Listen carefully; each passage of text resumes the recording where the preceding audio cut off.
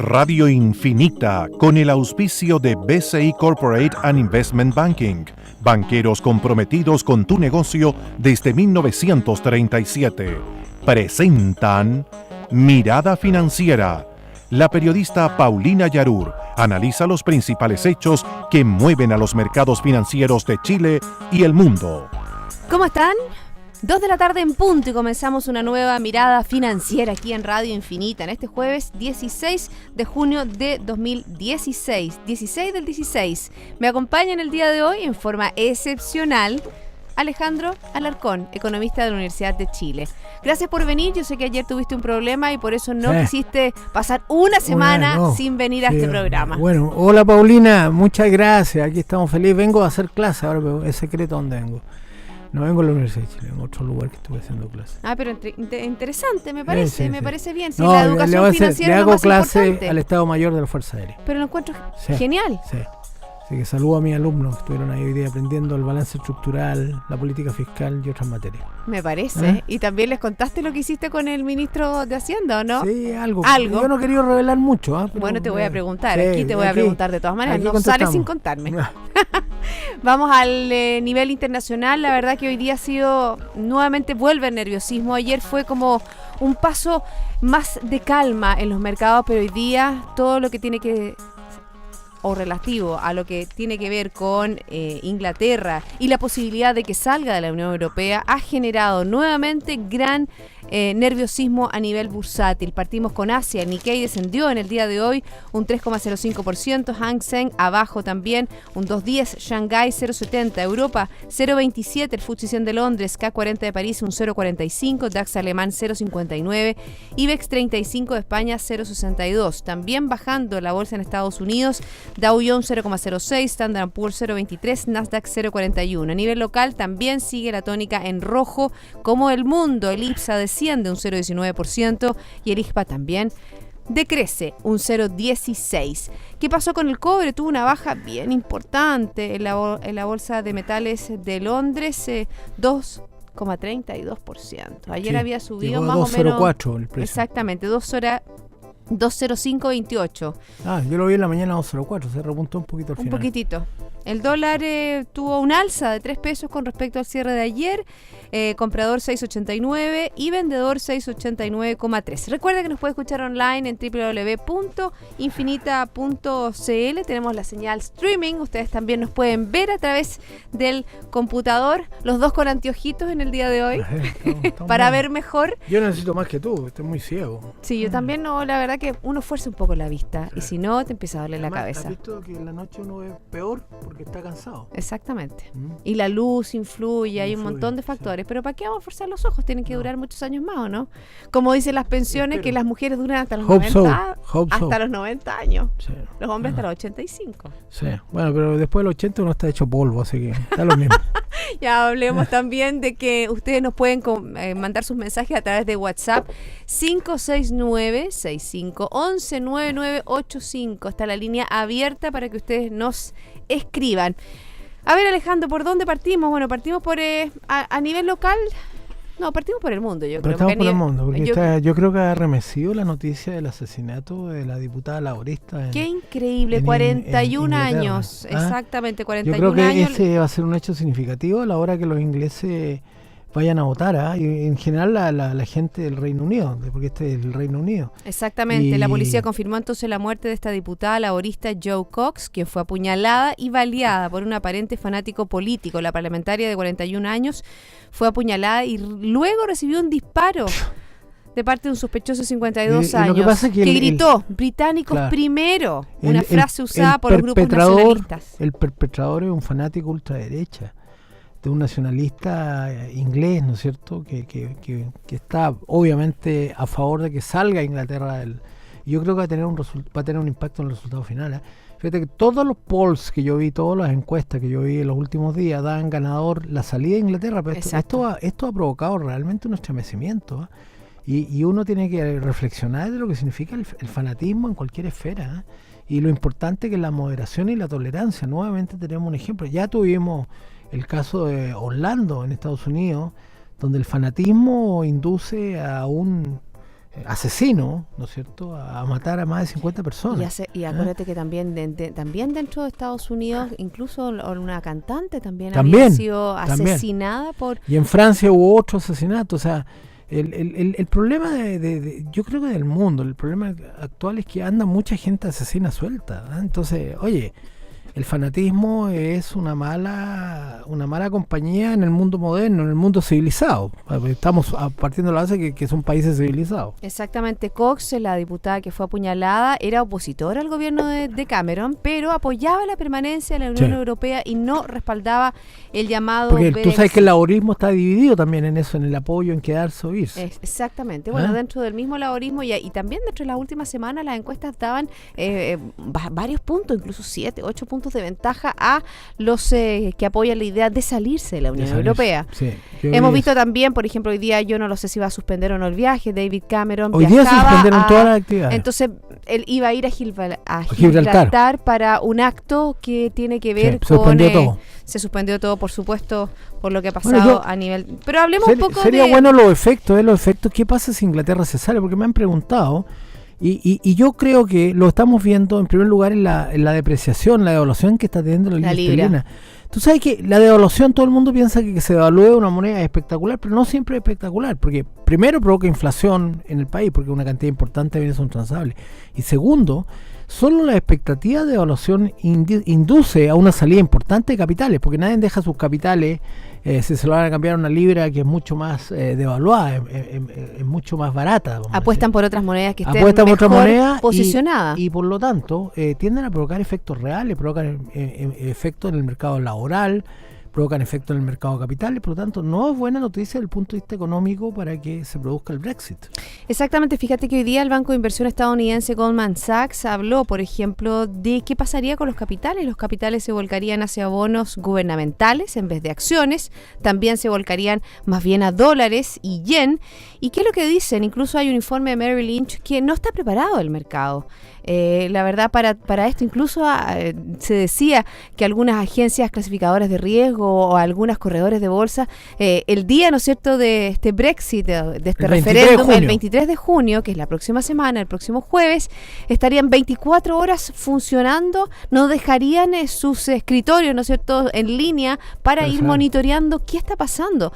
La verdad que es bien complejo. A nivel local, por ejemplo, se analizaba el impacto que podía tener en nuestra exportaciones, porque Inglaterra es un exportador neto de vino chileno y también qué pasa en el mercado financiero. Hemos visto cómo las acciones de los principales bancos de Inglaterra, y no solo Inglaterra, veíamos las acciones de BBVA o también de otros bancos europeos como Santander también han tenido una baja bien importante en las últimas semanas. Entonces, obviamente que esa incertidumbre no es buena, es una incertidumbre que tocó Janet Yellen ayer en su discurso, en su presentación, en la cual decidió mantener la tasa de política monetaria entre un 0,25 y un 0,50, por lo menos en junio. Se dice que no le tocaría en julio, porque ella habló de la debilidad del mercado laboral y también de los indicadores de la economía estadounidense que no han sido tan buenos como lo esperaba, pero ella tocó el Brexit. Yo creo que detrás de tu comentario, Paulina, hay un hecho que no se remarca mucho, que es las tasas de interés tan bajas en los países desarrollados, en Estados Unidos y en Europa, están teniendo efectos sobre los bancos. Esa es la verdad.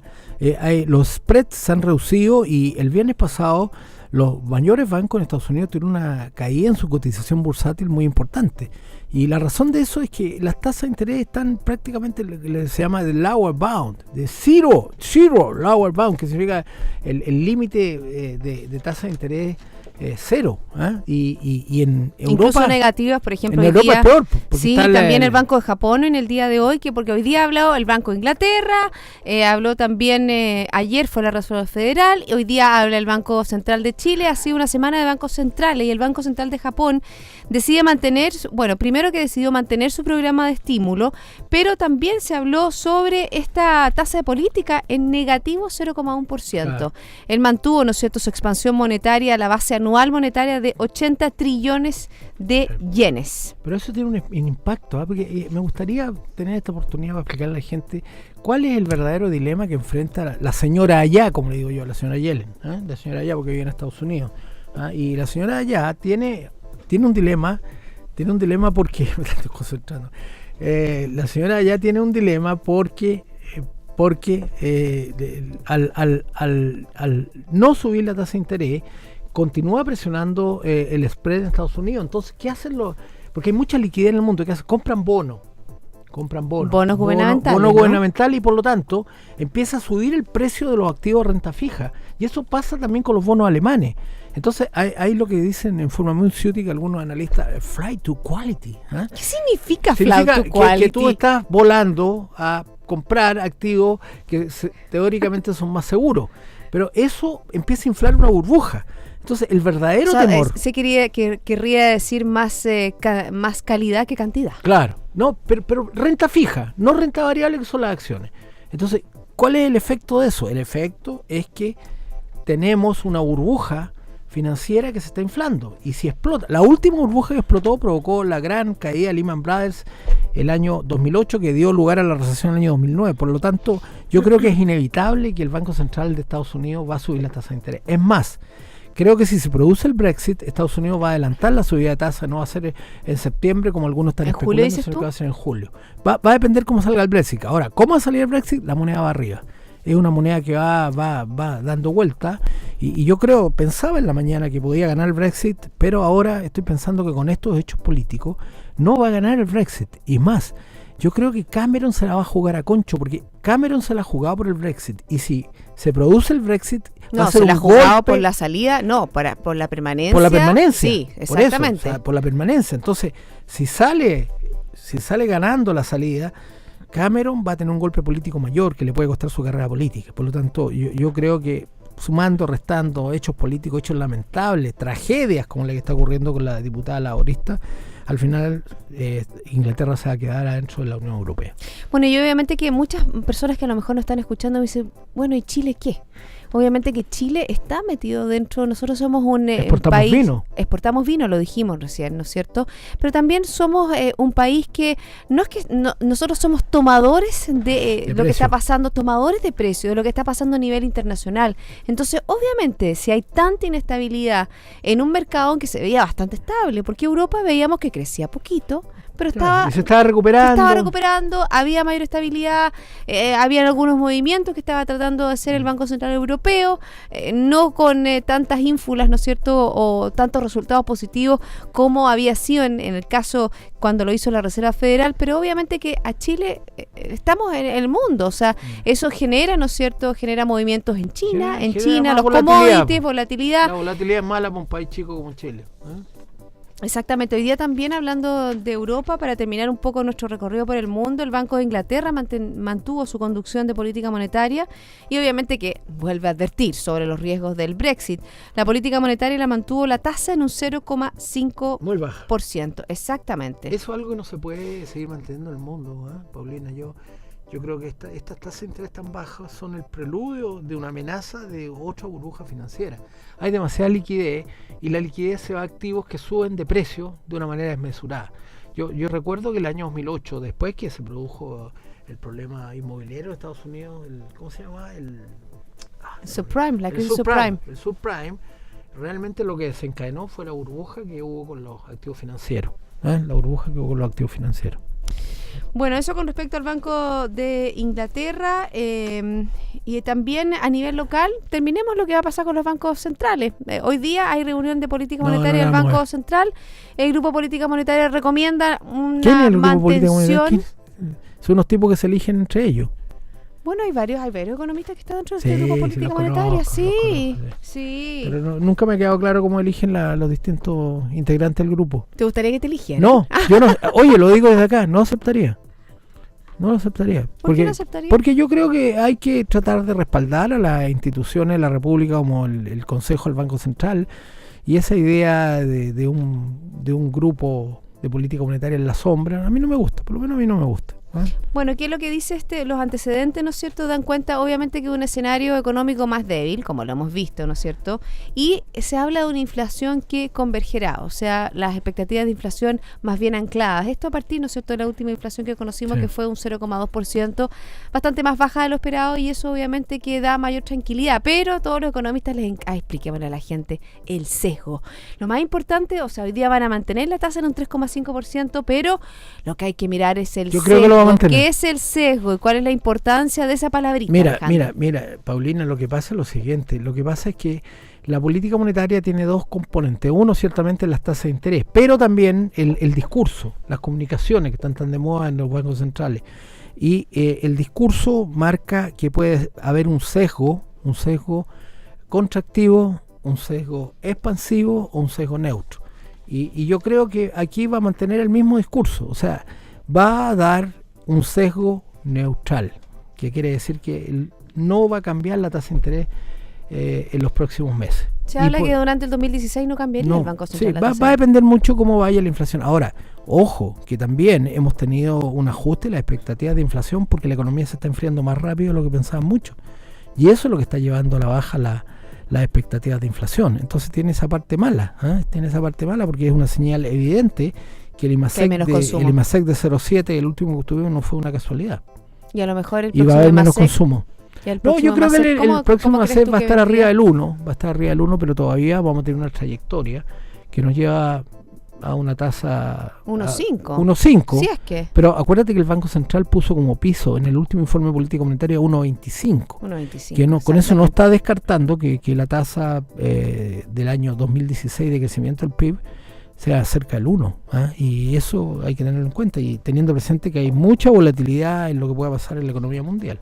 Bueno, vamos a hacer una pausa. Estoy conversando con Alejandro Alarcón, economista de la Universidad de Chile. Luego de ella te vamos a preguntar qué fue la discusión sobre el producto tendencial. También tenemos que hablar sobre el salario mínimo, que no hay acuerdo. Hoy día la CUT dijo que no se iba a sentar con el gobierno. ¿Ah, sí? Sí, en el día de hoy no le había gustado el tono en cual lo había llamado al Ministerio de Hacienda. Yo estoy leyendo las declaraciones, solamente consignando ese hecho, pero vamos a hablar de eso y mucho más luego de esta breve pausa.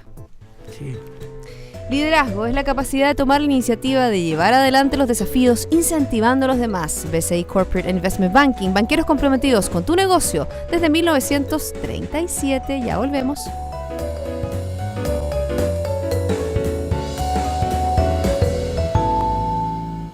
Las águilas tienen 1 millón de células sensibles a la luz por cada milímetro cuadrado de retina. Esto es 5 veces más que los humanos. Eso es visión. En BCI Corporate and Investment Banking somos diferentes y eso está en nuestra naturaleza. Por eso llevamos casi 80 años junto a nuestros clientes demostrando nuestra visión. BCI Corporate and Investment Banking. Banqueros comprometidos con tu negocio desde 1937. Banco BCI es agente comercializador de cuotas de fondos administrados por BCI Asset Management. Infórmese sobre la garantía estatal de los depósitos en su banco o en www.sbif.cl. Antes de contratar, informes en www.bci.cl. 2:18, seguimos aquí en Mirada Financiera en Radio Infinita conversando con Alejandro Alarcón, economista de la Universidad de Chile. Alejandro, antes de hablar de Chile, estoy viendo una noticia que tiene que ver con lo que estábamos hablando en el segmento anterior, y tiene que ver con un banco tan importante como el Deutsche Bank, que se desinfló a mínimos históricos en bolsa y pierde más de 40% lo que va del año. Sí, o sea, yo creo que los bancos en Europa están con el problema de la tasa de interés negativa. Yo no sé, no he estudiado con suficiente atención las decisiones de Mario Draghi y su consejo, pero yo creo que le está haciendo daño, porque eso está haciendo que la liquidez que existe en Estados Unidos, incluso la liquidez que pueden tener los bancos, se vaya a los bonos e incentive la compra de activos de renta fija y por lo tanto incentive un alza de precio que puede convertirse en una burbuja. Yo creo que eso hay que arreglarlo. Fíjate que también está preocupado de lo que pueda pasar en Europa el Fondo Monetario Internacional. No solo el presidente Obama, ¿te acuerdas que estuvo en Inglaterra apoyando a los distintos líderes de los distintos países? Sino que también hoy fue el turno del Fondo Monetario Internacional, que alerta de que la Unión Europea se encuentra en un momento decisivo debido a las crecientes divisiones internas y el auge del euroescepticismo. Algo que da la posibilidad, ¿no es cierto?, del Brexit, salida del Reino Unido de la Unión Europea, y también podría exacerbar esta salida, si es lo peligroso también, que si se vota, que sí, salen, se podrían Exactamente. Se podría exacerbar este sentimiento nacionalista en los distintos países. Volvamos a Chile. Me parece. Tenemos dos cosas. Lo primero es la reunión que tuviste creo que el martes. Bueno, yo quería explicarle que se convoca un grupo de colegas, y me convocaron a mí también, para entregarnos las bases metodológicas que ya el grupo las conoce, de cómo se calcula el producto tendencial. Y bueno, hubo una cierta discusión sobre una serie en particular, que es la serie de trabajo, la que tiene que ver con la parte de trabajo, de la parte de la fuerza de trabajo, porque esa serie, acuérdate que la encuesta cambió el 2010 y por lo tanto se ha hecho un empalme y por lo tanto desde el punto de vista estadístico hay un cierto ruido ahí. Entonces lo que está haciendo el grupo es tratar de suavizar lo más posible ese ruido para que no impacte de ninguna manera y no va a impactar en la medición del producto tendencial.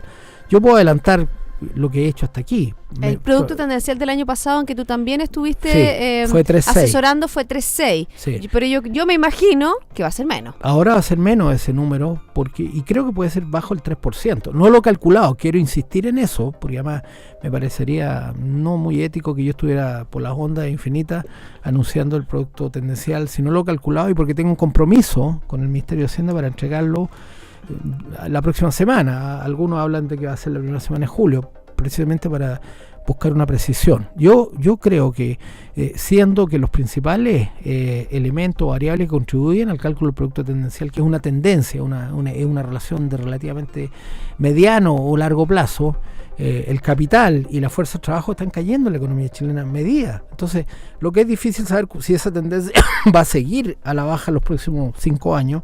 Y si fuera así, con esa plataforma inicial de este año, donde claramente el capital sigue cayendo y la fuerza de trabajo sigue cayendo, podemos anunciar que el producto tendencial podría ser menor al 3%.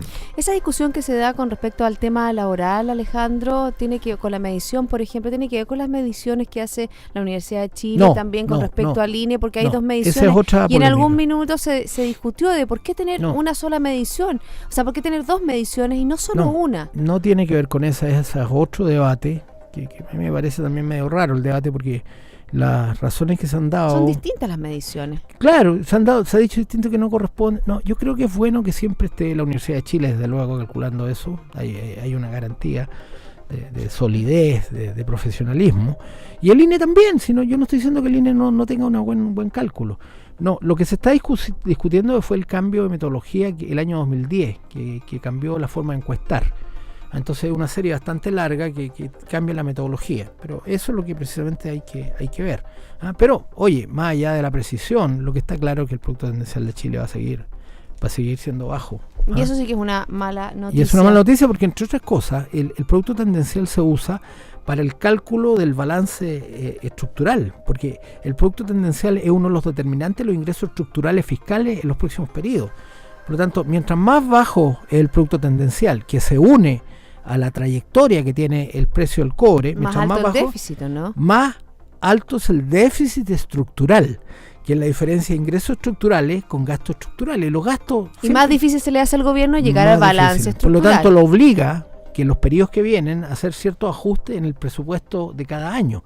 Por lo tanto, yo probablemente creo que el ministro no va a tener mucha holgura para el presupuesto del año próximo, que lo va a tener que entregar a fines de este año. Exactamente, en septiembre se empieza en septiembre se entrega.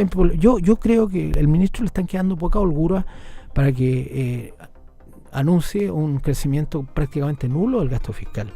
El año pasado acuérdate que fue 4.4, pero ahora yo creo que la holgura va a bajar, porque si no nos vamos a ir acercando al año 2018 y no se va a cumplir el balance estructural. Y la pregunta, ¿y por qué es tan importante el balance estructural? Porque son las agencias clasificadoras las que están monitoreando y les indican, les dan señales a los inversionistas para que pongan los capitales en determinados países.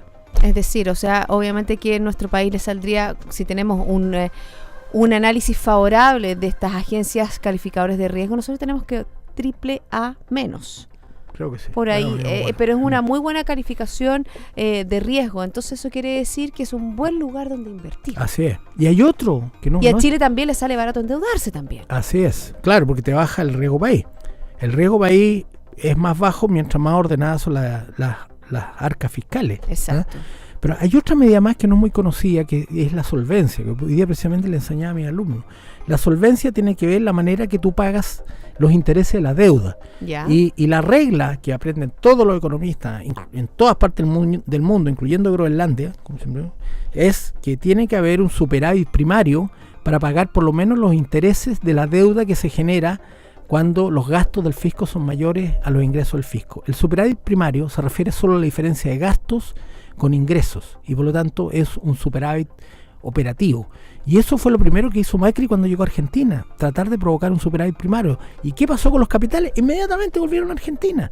Entonces es el balance estructural y otras medidas como esta medida de solvencia fiscal las que permiten que los inversionistas estén seguros que pueden dirigir bien sus platas a los países que cumplen disciplina fiscal.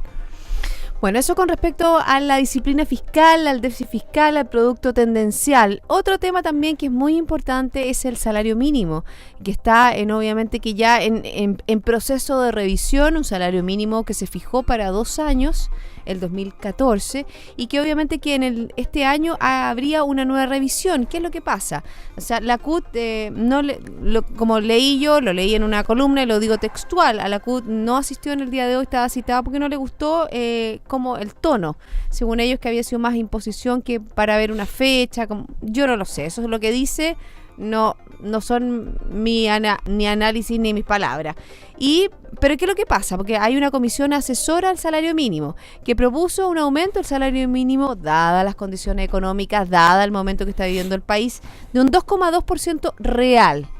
Más la inflación a 10 años. Y lo que pide la CUT para sentarse a negociar es un 7% nominal.